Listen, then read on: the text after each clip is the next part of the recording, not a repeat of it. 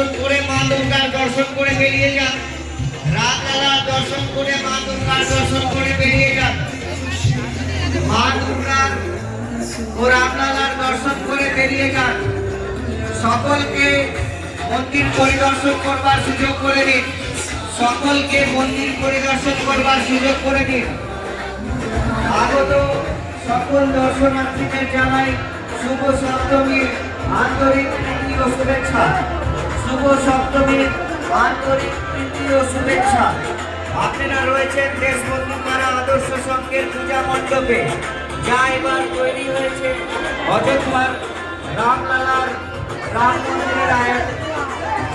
মন্দিরের আদলে। যা এবার তৈরি হয়েছে অযোধ্যার রামলালার রাম মন্দিরের আদলে। আপনারা মন্দিরের ভিতরে ধীরে ধীরে প্রবেশ করুন, রামলালার দর্শন করুন।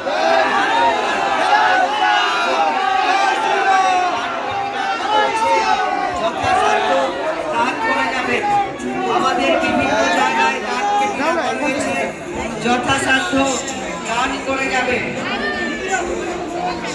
আর ছোট ছোট বাচ্চাদের হাত ছাড়বেন না।